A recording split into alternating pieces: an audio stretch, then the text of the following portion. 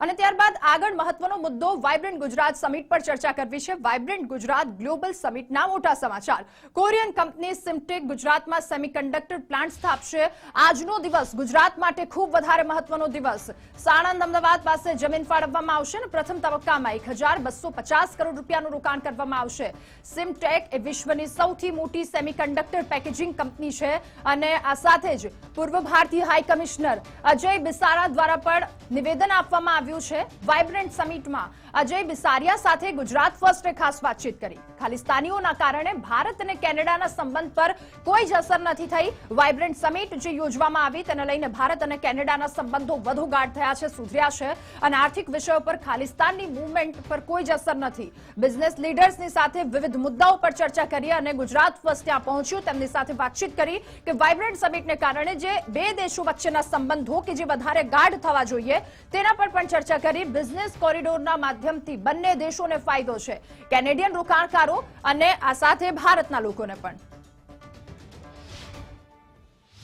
ભારત અને કેનેડાના વિવિધ બિઝનેસને લઈને મીટિંગ યોજાઈ હતી, જેમાં એજ્યુકેશન, એરોનોટિકલ સાથે સાથે જે ઓટો ઇન્ડસ્ટ્રી છે, આ તમામ મુદ્દાઓને લઈને ચર્ચા થઈ હતી। આપણી સાથે મિસ્ટર અજય આપણી સાથે છે, farmer high commissioner Indo Canada. Sir, आज बहुत सारे विषय पर चर्चा हुई, खास तौर पे एजुकेशन, एरोनॉटिकल, उन सारे मुद्दों पे चर्चा हुई। किस तरह का स्कोप अभी आगे इंडिया और कनाडा के बीच आप देख रहे हो? देखिए, हम यहाँ पे बातचीत हुई, कई बिजनेस लीडर से बात हुई अलग अलग क्षेत्रों में, और ये साफ है कि भारत और कनाडा के बीच जो बिजनेस कॉरिडोर है, जो बिजनेस हो रहा है, वो एक बहुत ही अच्छी तरह से चल रहा है और उसमें बहुत आगे तरक्की की ग्रोथ का प्रोस्पेक्ट है। और खास करके जो 3-4 सेक्शंस के बारे में हमने बात करी वो थे एजुकेशन कि इसमें बहुत स्कोप है। अभी 3 लाख भारतीय विद्यार्थी कनाडा जा चुके हैं और ये कहना था कि और भी बहुत जा सकते हैं। कनेडियन इन्वेस्टमेंट भारत में निवेश बहुत आ रहा है, अनेक सेक्टर्स में, इंफ्रास्ट्रक्चर में और रियल एस्टेट में, और वो आता रहेगा। और इस बात में सहमति है कि स्कोप भी है और इस पे इंक्रीज भी होगा। और वाइब्रेंट गुजरात पे आके कनाडा को साफ हो रहा है कि यहाँ पे उन्होंने काफ़ी इन्वेस्टमेंट्स कर चुके हैं। मैकेन फ्रेंच फ्राइज जो बनती हैं वो गुजरात में बनती हैं, तो मैन्युफैक्चरिंग का भी यहाँ पे बहुत स्कोप है। और यहाँ पे make in India, make in Gujarat का भी स्कोप है, और ये सब साफ होके आया आज। सर, लेकिन पिछले कुछ समय पे देखे तो जो हमारे संबंध है उसमें थोड़ा सा कहीं गिरावट दिखने मिला था। ठीक है, वो पॉलिटिकल हो सकता है, लेकिन उससे कनाडा और इंडिया के जो बिजनेस है उस पर कोई फर्क पड़ा है? उस पे मैं कह सकता हूँ कोई फर्क नहीं पड़ा, क्योंकि ये सच है कि हमारे जो राजनीतिक संबंध हैं और डिप्लोमेटिक रिलेशंस हैं, इनमें कुछ खटास आई, कुछ घटनाएं हुई, मगर जो बिजनेस है वो चल रहा है। बिजनेस पे कोई इसका इन्फ्लुएंस नहीं हुआ और बिजनेस आगे चलता रहेगा, क्योंकि दोनों देश कीन हैं कि बिजनेस पे कोई आंच ना है इस बारे में। सर, इंडिया का जो स्किल डेवलप हुए जो लोग हैं वो ज़्यादातर कनाडा जा रहे हैं। आपने बोला कि एजुकेशन पे बहुत काम हो रहा है, वो भी सब कनाडा जा रहे हैं। कहीं कहीं बार उसमें आपत्तियां भी दिखने मिलती है, खालिस्तान मूवमेंट हो या हिंदू टेम्पल। ठीक है, इस पे हम बात नहीं करते क्योंकि हम अभी ग्रोथ इंजन को लेके आगे चल रहे हैं। तो ये सारी चीज़ें कहीं वहाँ के जो अधिकारी है, यहाँ के जो बिजनेसमैन, उन लोगों पे ये सारी चीज़ों की कोई असर दिख रही है कि इस पे कोई असर नहीं है? नहीं, इस पे कोई खास असर नहीं है। कोई छोटे मोटे असर कभी कभी हो जाते हैं, क्योंकि बिजनेस जो चल रही है और इकोनॉमिक कॉरिडोर जो चल रहा है और स्टूडेंट कॉरिडोर जो चल रहा है, वो आदान प्रदान वैसा ही चल रहा है।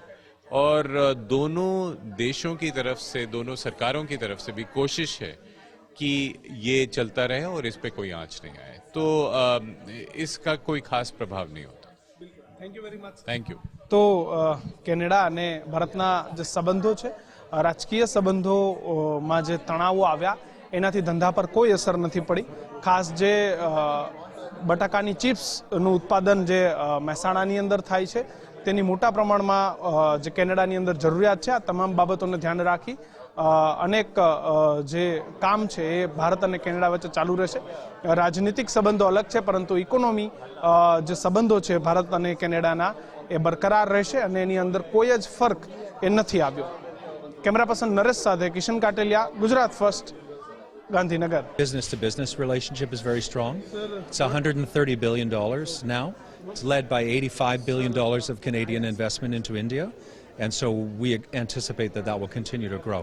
Canada and India have so much in common. Our long-term strategic interests are absolutely aligned. There are many, many proud Gujarati Canadians, and we're very proud to have so many people-to-people ties between Canada and Gujarat.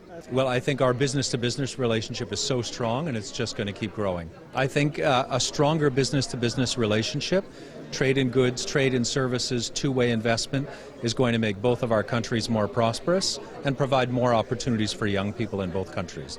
That's the future. તો vibrant Gujarat સમિટનો આજનો દિવસ ગુજરાત માટે ખૂબ વધારે મહત્વનો રહ્યો અને આ સમિટમાં નીતિન ગડકરી પણ જોડાયા. કેન્દ્રીય માર્ગ પરિવહન મંત્રી નીતિન ગડકરી દ્વારા નિવેદન આપવામાં આવ્યું. એ પણ સાંભળીએ કે તેમના દ્વારા શું કહેવામાં આવ્યું. वाइब्रेंट गुजरात का जो शुरुआत आदरणीय हमारे प्रधानमंत्री नरेंद्र मोदी जी जब मुख्यमंत्री थे उन्होंने की थी, तो आज उसका बहुत ही यशस्वी स्वरूप आज देखने के लिए मिल रहा है. मैं 2004 से अल्टरनेटिव फ्यूल और बायो फ्यूल पे काम करता हूँ और 4-5 साल पहले जब इलेक्ट्रिक की बात करता था तो मुझे पूछते थे कि गाड़ी बंद हो गई तो कैसा होगा, चार्जिंग कैसे होगा. ये उद्योगपतियों को मैं बहुत आग्रह से कहता था. जिन लोगों ने मेरी बात मानी वो बहुत फायदा कमा रहे सामने और जिन्होंने मेरी बात को नहीं मानी वो एक बहुत बड़े ऑटोमोबाइल मैन्युफैक्चरिंग वाले जो है उन्होंने मुझे कहा कि हमने आपकी बात को इतना सीरियसली नहीं लिया क्योंकि हमें लगा ही नहीं कि इतनी जल्दी इतना ट्रांसफॉर्मेशन होगा. તો આજનો દિવસ વાઇબ્રન્ટ સમિટમાં ગુજરાત માટે મહત્વનો રહ્યો અને કરોડોના એમઓયુ થયા છે. ત્યારે ગાંધીનગર ગ્લોબલ ટ્રેડ શોમાં બુલેટ ટ્રેન પ્રદર્શની, મુંબઈ અમદાવાદ હાઈ સ્પીડ ટ્રેનની મુકાઈ પ્રતિકૃતિ, ટ્રેન અંગેની માહિતી પણ પ્રદર્શનીમાં મૂકવામાં આવી. મહારાષ્ટ્રમાં બુલેટ ટ્રેનનો 26 કિલોમીટરનો ભાગ ટનલમાં, તો ટીબીએમ ટનલ બોરિંગ મશીન કેવી રીતે કામ કરે છે તેની પણ માહિતી આપવામાં આવી હતી. અમદાવાદ મુંબઈ હાઈ સ્પીડ રેલની ટ્રેન કેવી હશે, એટલે કે બુલેટ ટ્રેન કેવી હશે, તેની લોકોની આતુરતાનો અંત આવી ચૂક્યો છે. કારણ કે ગ્લોબલ ટ્રેડ શોની અંદર આ ટ્રેનનું મોડલ મૂકવામાં આવ્યું છે. ખાસ તો આ ટ્રેનની પણ જો વાત કરવામાં આવે તો ટ્રેન છે જેમાં 3 અલગ અલગ ક્લાસ હશે અને સાથે 690 જેટલા પેસેન્જર છે તે આ ટ્રેનમાં બેસી શકે તે પ્રકારની બેઠક વ્યવસ્થા પણ ગોઠવવામાં આવી છે. ક્લાસ વાઇઝ જો સિટિંગ અરેન્જમેન્ટની પણ જો વાત કરીએ તો તે પણ અત્યારે જ અહીંયા દર્શાવવામાં આવ્યું છે. મોટા સંખ્યામાં લોકો જે છે તે અહીંયા આ ટ્રેનને જોવા માટે આવી રહ્યા છે. ખાસ તો ટ્રેનની પણ જો વાત કરીએ તો ટોટલ 508 કિલોમીટરની આ ટ્રેન જે છે જે અમદાવાદના સાબરમતીથી લઈને બોમ્બે સેન્ટ્રલ સુધીની છે. ખાસ તો તેમાં પણ જો વાત કરવામાં આવે તો 10 કિલોમીટરનો બ્રિજ એરિયા છે અને સાથે જ મહારાષ્ટ્રની અંદર 65 કિલોમીટર ટનલનો એરિયા છે. મુસાફરો છે તેના માટે પણ વિશેષ બેઠક વ્યવસ્થા છે તે ઊભી કરવામાં આવી છે. 3 ક્લાસ રહેશે કે જેમાં મુસાફરો બેસી શકશે. બિઝનેસ ક્લાસ પણ આમાં જ છે. મુસાફરો અંદાજે 3 કલાકની અંદર જ અમદાવાદથી મુંબઈની તેમની આ સફર છે જે આ બુલેટ ટ્રેનની અંદર પૂરી કરશે. અને અત્યારે પણ લોકોનો જમાવડો આ ટ્રેનને જોવા માટે ટ્રેડ શોમાં મોટા પ્રમાણમાં જોવા મળી રહ્યો છે. કેમેરામેન નિકુંજ પ્રજાપતિ સાથે Reema Doshi, Gujarat first, Gandhinagar. Bullet train का जो प्रोजेक्ट है बिटवीन मुंबई एंड अहमदाबाद, अहमदाबाद मुंबई के बुलेट ट्रेन की प्रोजेक्ट की प्रोग्रेस बहुत अच्छी है.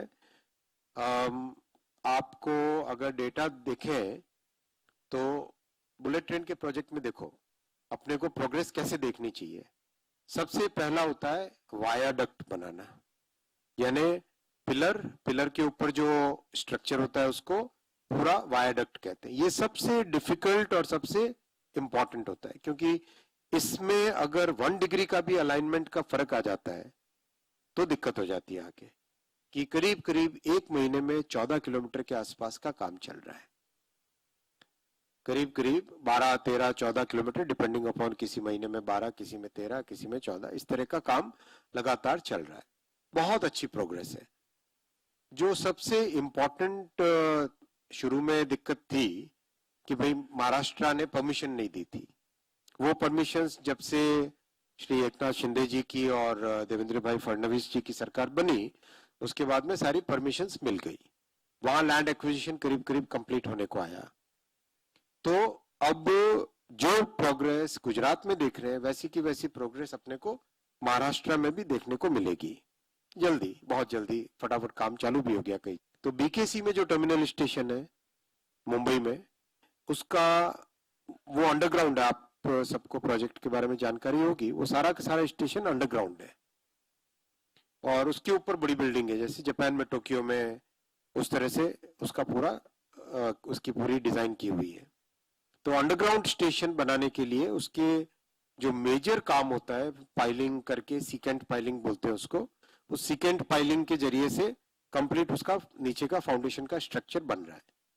फिर मुंबई से ठाणे के बीच में जो समुद्र के नीचे टनल बननी है, समुद्र के नीचे से टनल आएगी, उस टनल का डिजाइन का काम कंप्लीट हो गया, कंस्ट्रक्शन का काम चालू हो गया।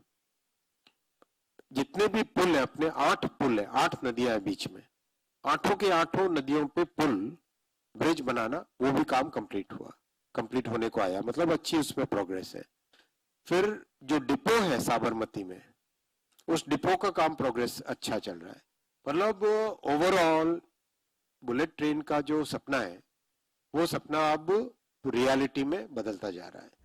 ત્યારે વાઇબ્રન્ટ સમિટમાં બીજા દિવસે કરોડોના એમઓયુ થયા અને સમિટમાં હર્ષભાઈ સંઘવી પણ ઉપસ્થિત રહ્યા। ગુજરાતમાં રોકાણ સૌથી વધારે સુરક્ષિત છે, હર્ષભાઈ સંઘવીએ કહ્યું। આ ઉપરાંત તેમણે શું કહ્યું, આવો સાંભળીએ। गुजरात में निवेश किए गए आपके हर एक पैनी, सिंगल पैनी का आपको रिटर्न, ये देश में सबसे ज्यादा अच्छा रिटर्न आपको गुजरात में प्राप्त होगा। मैं ये मानता हूं कि सभी व्यापारियों के लिए एक तो सही रिटर्न और सेफ्टी, इन्वेस्ट किए गए सिंगल पैनी की सेफ्टी, ये दोनों विषय आपके लिए सबसे जरूरी है।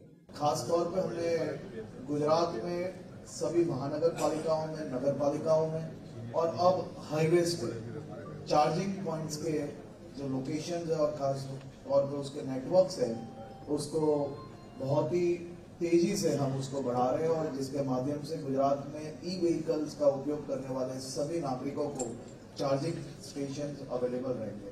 गुजरात मात्र ई व्हीकल्स के उपयोग में ही नहीं, लेकिन ई व्हीकल्स के बैटरी मैन्युफैक्चरिंग में भी एक लीडिंग स्टेट है, जो आने वाले दिनों में और भी कई इन्वेस्टमेंट ई व्हीकल और खासतौर पर बैटरी मैन्युफैक्चरिंग के लिए गुजरात एक हब बन रहा है। તો મુદ્દાની વાતમાં હાલ બસ આટલું જ। વધુ સમાચાર માટે આપ જોતા રહો ગુજરાત ફર્સ્ટ। નમસ્કાર।